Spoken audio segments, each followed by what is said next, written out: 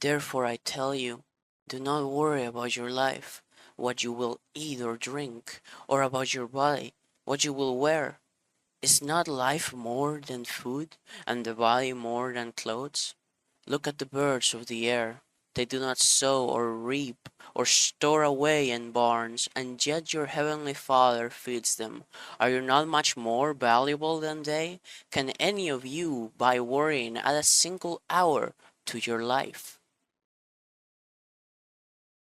And why do you worry about clothes? See how the flowers of the field grow. They do not labor or spin. Yet I tell you that not even Solomon in all his splendor was dressed like one of these.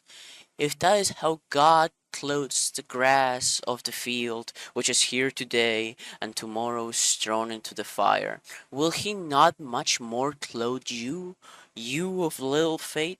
So do not worry, saying, what shall we eat, or what shall we drink, or what shall we wear? For the pagans run after all these things, and your heavenly Father knows that you need them.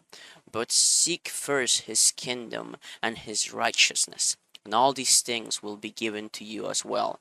Therefore, do not worry about tomorrow, for tomorrow will worry about itself. Each day has enough trouble of its own.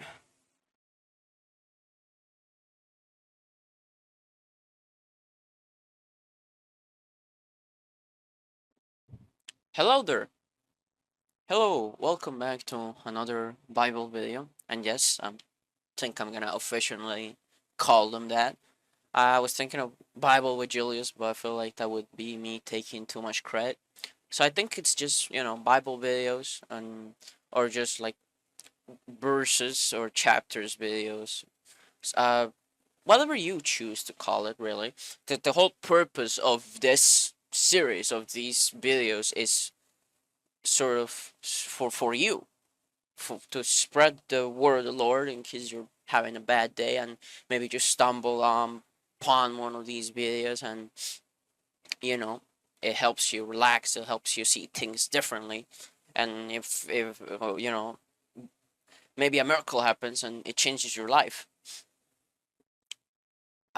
So yeah, today we're looking at the book of Matthew once again. We've looked at the book of Matthew a lot throughout this series. I think it's one of my favorite books. It's a wonderful book, not only for the tale of the birth of Jesus, but also because of all his teachings, because of what comes before his birth, and everything that John the Baptist speaks of. Today we're looking at Matthew 6:25 to 34.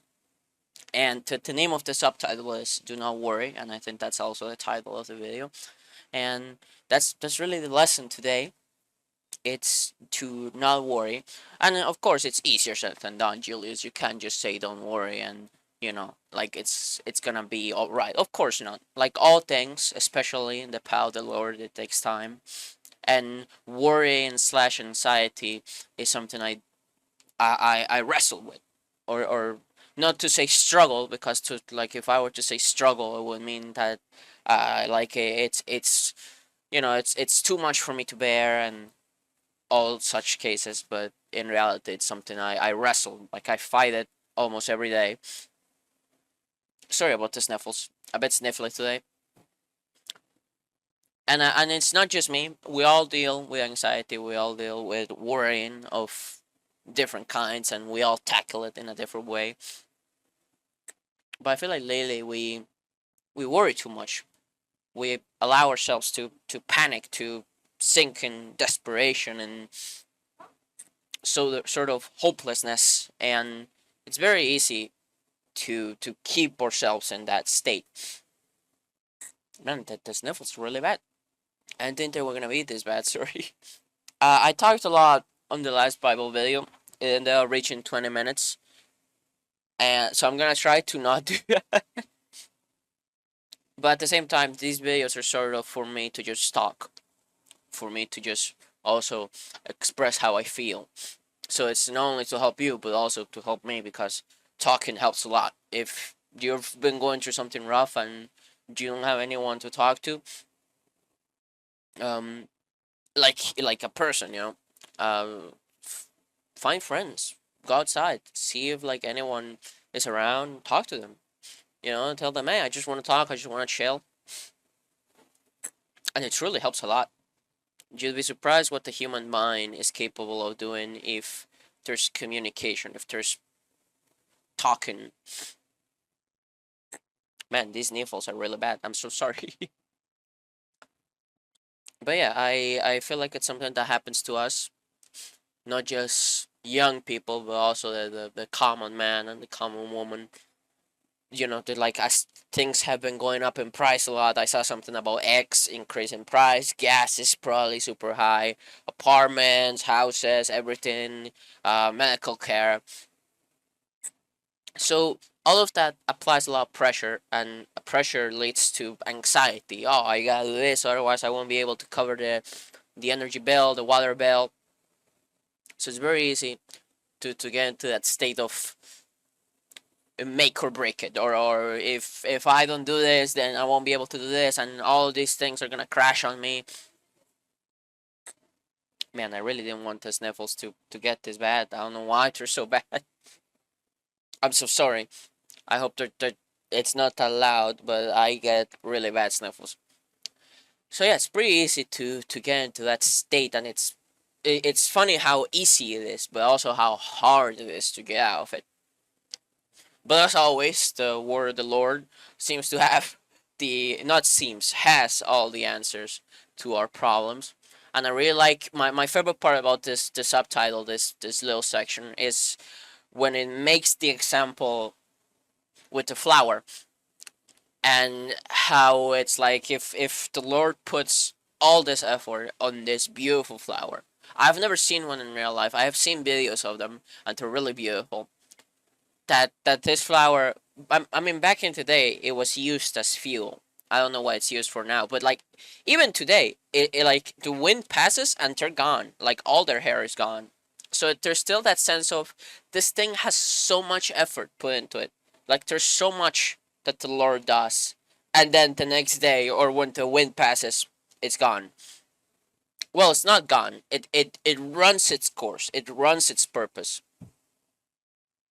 So if the Lord puts all the effort into something like that, into such an insignificant thing, to us it seems insignificant. I'm sure that for him it has a purpose. But we don't really concern ourselves with flowers unless you're a flower maker, which in which case I apologize. Or a flower seller. So like if there's this much effort into this tiny delicate little flower, then how is he not gonna help us? And I love that. Do not worry about what you eat, what you will wear. And he realizes we need this, that we need it. And he says that first we should follow him, we should aspire for his kingdom, for his righteousness, and all of it will come. All of it will be delivered. And I like that. I love it. And when I first read that passage, I read first on my Spanish Bible. I have Spanish. Not like Spanish from Spain, but from Colombia. And when I first read it, I was like, wow, this is great. I feel relaxed. So yeah, like, and I understand that maybe that's still not enough. Maybe that you're still worrying, but give it some time. Breathe. The biggest thing about worrying is that we get into a cycle and we just keep worrying and worrying and worrying and worrying and worrying. It's like a snowball that never stops snowballing. It just keeps getting bigger. But if you pump the brakes a little bit with all the strength you have, and you look over the words and their meanings, you feel like it means something. You feel like you're relaxed, and it's just that analogy with the flower just does it for me. If there's this much effort, like, and not just that much effort into the flower, but into other things. Like if we go outside and we look around, like the world around us, like there's so much effort in things that we don't even interact with. So who's to say that the Lord's not gonna help us? Who's to say that He's gonna abandon us? He's gonna abandon me. He's gonna abandon you. And we just gotta have faith.